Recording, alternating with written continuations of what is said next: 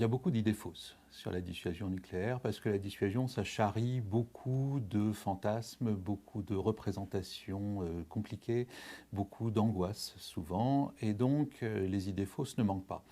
La plus actuelle, pourrait-on dire, serait celle qui consisterait à dire que la dissuasion est devenue inutile ou obsolète parce qu'elle n'arrive pas à répondre aux menaces d'aujourd'hui, la question du terrorisme ou la question du climat.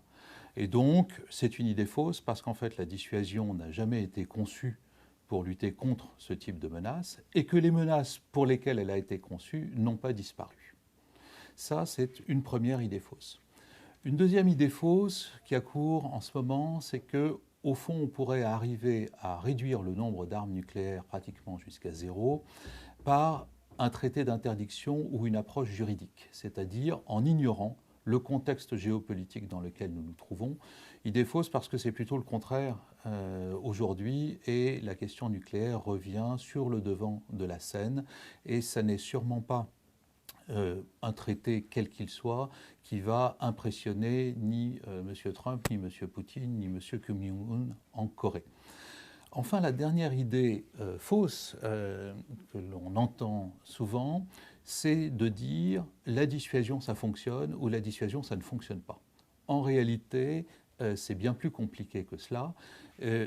Sous forme de boutade, on pourrait dire que si on pouvait démontrer que ça fonctionne, bah, tout le monde en aurait, et si on pouvait affirmer et démontrer que ça ne fonctionne pas, eh ben, les gens ne sont pas fous, ils mettraient tout ça au placard.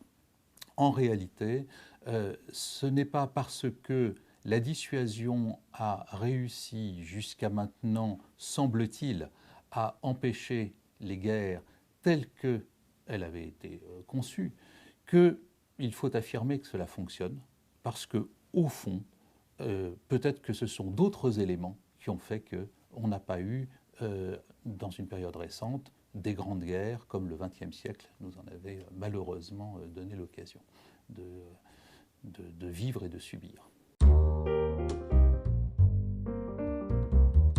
Il faut garder trois choses. La première, c'est qu'on n'a pas encore trouvé de modèle alternatif, de modèle de sécurité mondiale hors du nucléaire. Certains critiquent ce modèle, mais on n'a pas encore pu imaginer un modèle où le monde serait totalement débarrassé d'armes nucléaires avec le même type de sécurité et de stabilité mondiale.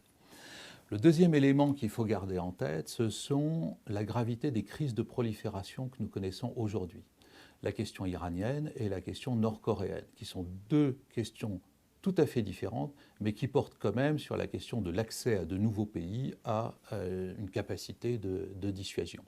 Ces deux problèmes-là, alors celui de l'Iran a son actualité parce qu'à l'heure où nous parlons, eh bien, nous sommes dans l'attente d'une décision du Congrès américain sur le sujet, mais qui pourrait radicalement changer la donne sur cette région du monde. Et sur la Corée du Nord, eh bien, il y a eu une accélération en Corée du Nord qui fait que très prochainement, si rien ne bouge, la Corée du Nord pourrait se doter d'une dissuasion nucléaire, ce qui changerait radicalement l'équation géopolitique de l'Asie. Enfin, la troisième idée qu'il faut garder en tête, c'est que nous devons repenser l'architecture de sécurité en Europe, qui a été mise à mal ces derniers temps, d'une part parce que nous assistons au retour sur la scène internationale de la Russie comme puissance, avec des actions de type invasion de la Géorgie, la question de la Crimée, la question de l'Ukraine. Nous constatons un certain nombre de divergences entre Européens sur la manière de faire face à cette menace, et ces divergences s'exprimant aussi bien au sein de l'Union européenne que parfois au sein de l'OTAN. Enfin, dernier aspect, les instruments que nous avions mis en place à la fin de la guerre froide, et notamment l'Organisation de la sécurité et de la coopération en Europe, ces instruments multilatéraux, ainsi que les traités correspondants, le traité sur les forces conventionnelles en Europe, ainsi que le traité entre les États-Unis et l'ex-Union soviétique devenue Russie, qui est le traité sur les forces nucléaires intermédiaires, tout cela aujourd'hui ne fonctionne plus. Et cela veut dire qu'il va nous falloir renégocier ou réinventer tout un système d'architecture de sécurité qui puisse prendre en compte les nouveaux paramètres de l'Europe moderne.